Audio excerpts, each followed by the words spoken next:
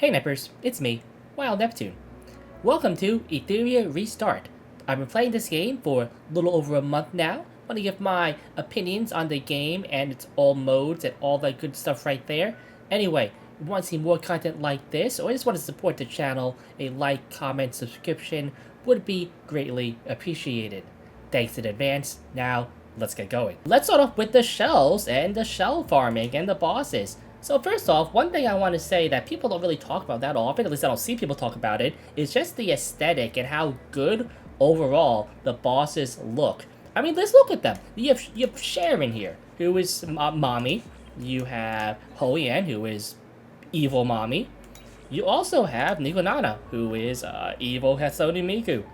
And then you have Rengo, who just looks really, really cool with these dragon things and these... I don't know what these are, but they look cool. Even like some of the earlier bosses, like Apate, who just has this big step on me energy.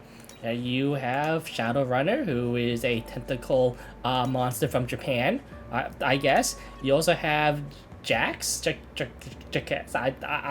don't know how to say his name, but anyway, the overall look and variedness of the bosses, spot on. Really, really cool. Can't give enough praise to that. Now for balancing purposes. So for balancing, I'm only going to look at the last four here, since those are the ones that matter, since you can farm Inferno, which is the end game shells for this. So if you don't know, Nikonana and Hoyan have been nerfed, and they are the easier of the four. Nikonana, in fact, has been nerfed a couple of times. So Sharon. I think that Sharon only really needs a small change to be more widely accessible. Those changes would be just lower HP by a little bit, like 10-15%. Make it so that the flowers don't strip buffs as much. I guess you can also maybe reduce the amount of poisons that she puts on.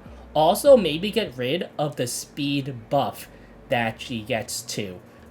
Just one of those things I think greatly makes the fight a lot easier.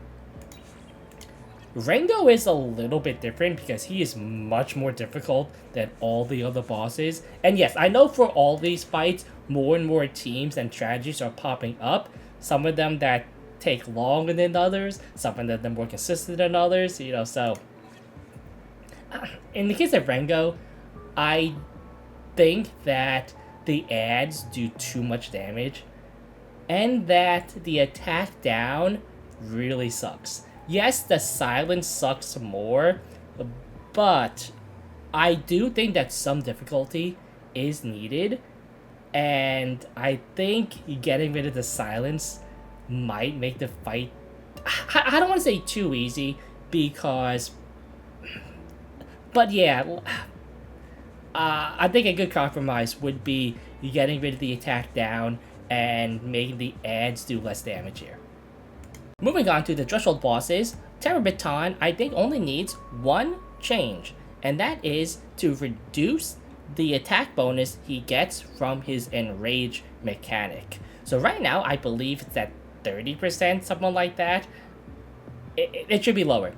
And I only say this, and this is very, very greedy on my part, because I know they nerfed him to have damage teams do better. I don't run a damage team, I run a tank team with 4 artisans and 1 DPS, my DPS of choice being Messiah. That, yeah, if he has 3 stacks, my Messiah, if I don't have an artisan shield, or a Chiaki doll, or a defense buff, something like that, from Kachi, he gets 1 shot. And I don't think that's okay. I think that is still relatively early-ish in the fight, and that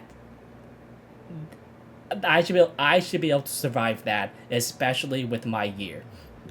Now, how much should the reduction be? I don't know, right? 1/3, half. I understand that the devs, they don't want people to run like a full tank team and tank this out for like 20 minutes to win.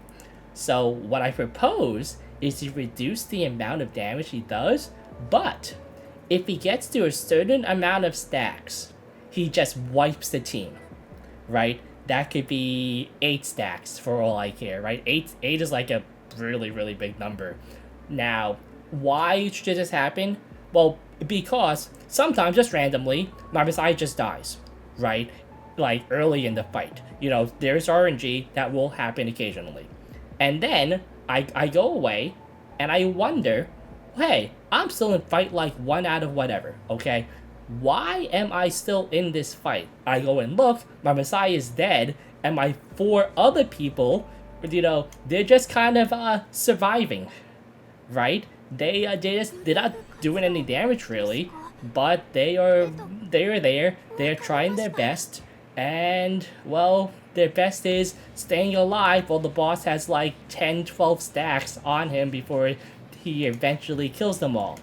And this takes a very long time. So for the sanity of the players, I think that's going to be a pretty good chance. So Doki Doki's weird for me because it is the easiest fight, I think, in the game for Inferno.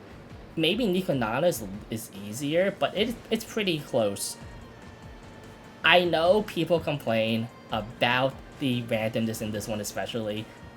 The stuns, the defense breaks, you just getting focused down and killed. It is pretty annoying, and I don't know, because this is the easiest one. It's also maybe the most frustrating one. I don't know. Again, I have personally never really had trouble with this fight once I got it down in Inferno. I just worked slowly to increase my time from like 4.5 minutes down to 3 minutes. Now I can do it sometimes in under 1.5 minutes if I get a good run going. I actually used to run a Messiah comp, and I recently switched to a Zenyatta comp with the Freya Bolt and Revelation. My speed tuning isn't quite isn't quite on par to get that below 1 minute, but I am working towards it. Now, would I change anything on this fight? I don't know. Maybe this is like confirmation bias, but I think the middle mob sucks. Like, I know they reduce his damage and HP, but whenever I have like an AoE, like the sleep with the Casio, someone like that, I just noticed he resists way more often than the other 4. Maybe just me, maybe it's just he's in the middle, so I'm like looking at him all the time, but it's just so annoying. He's always the last one alive, but because he's the last one that I kill in the turn order, but still, he just seems to resist everything. Now, out of the 3 bosses, Aurora is the hardest one, I would say, for most players. I think it's pretty close between Terror and Aurora, in my opinion.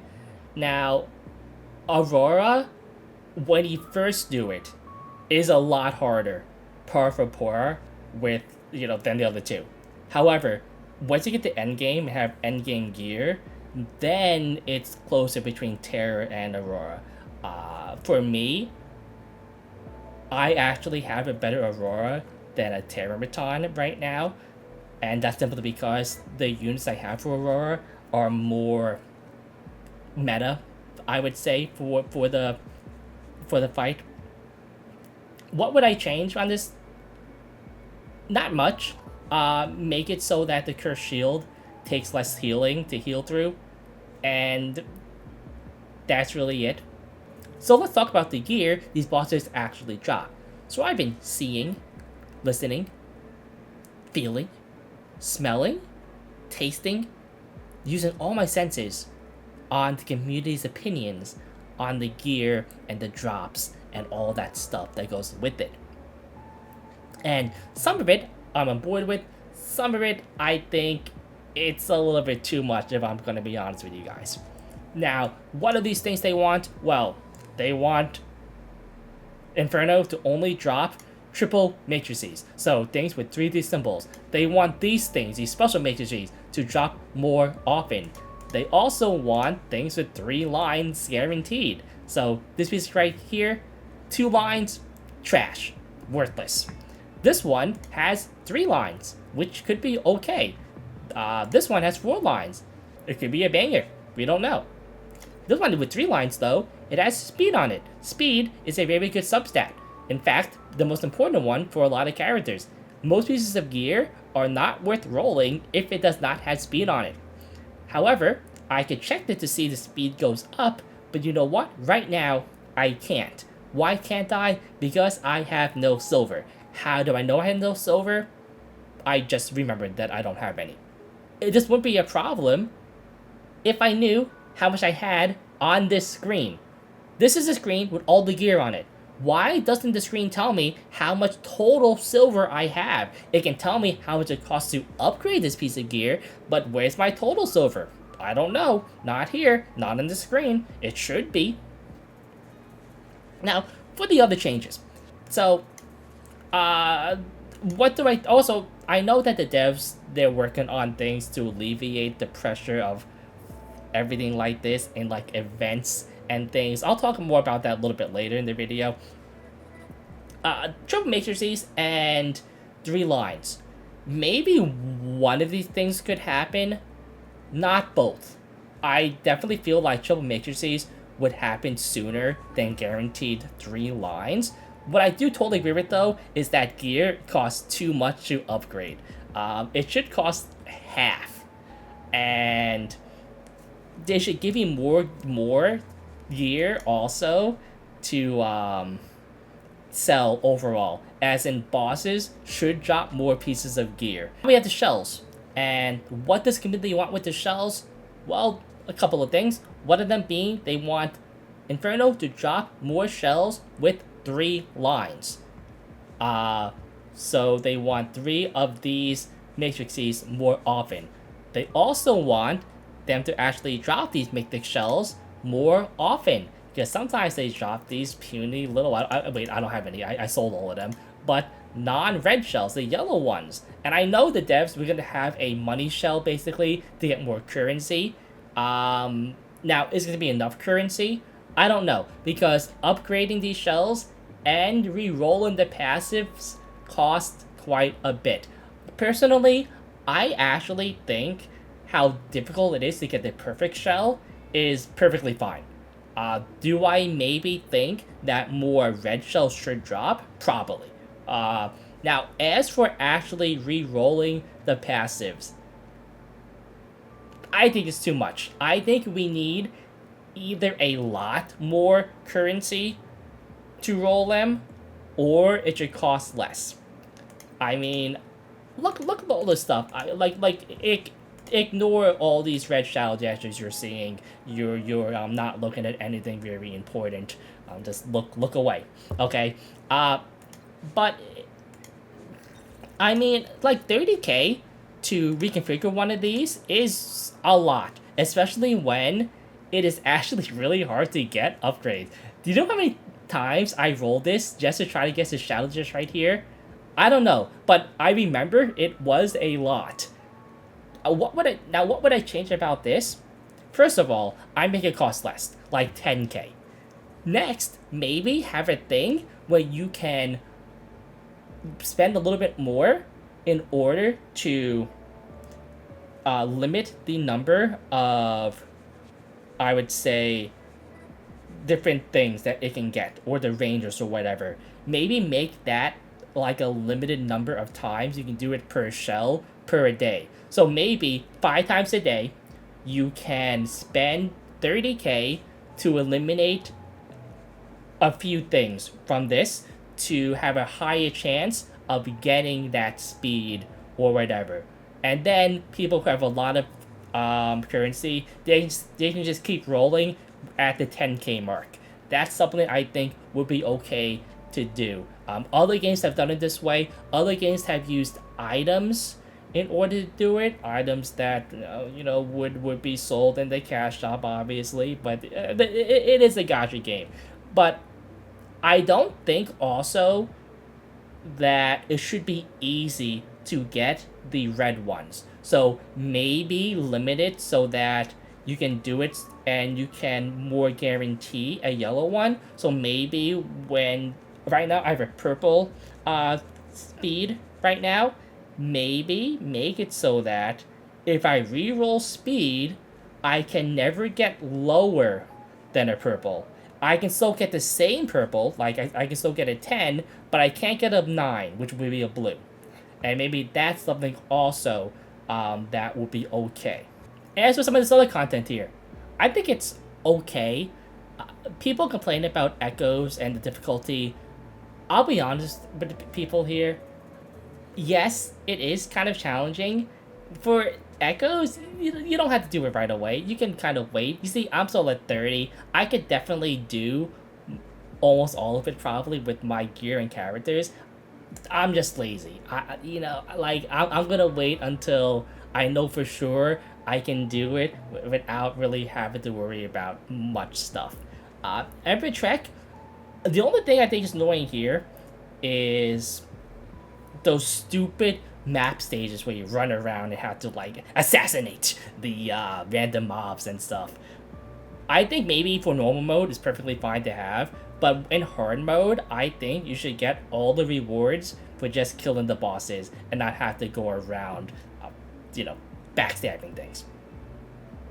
Rally, I think it's okay. The only thing I would change in Rally is this stupid boss right here, Nico Nana.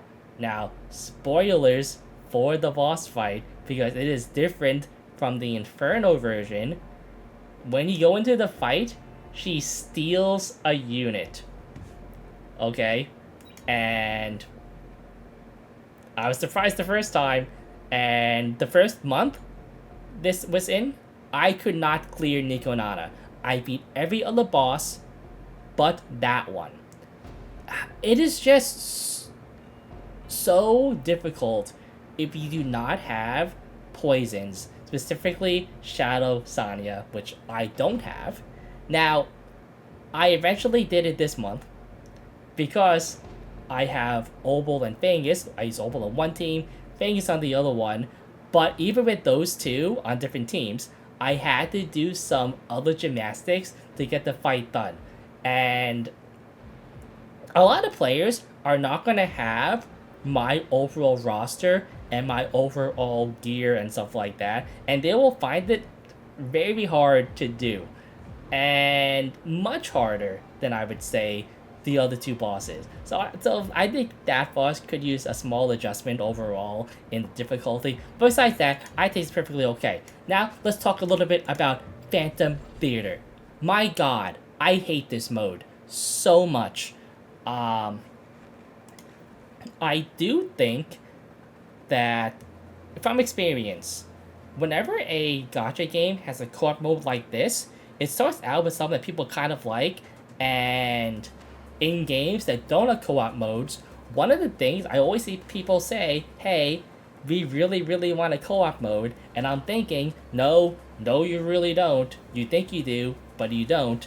And history has proven this, where, let's talk about a couple of other games I have played extensively that have co-op modes.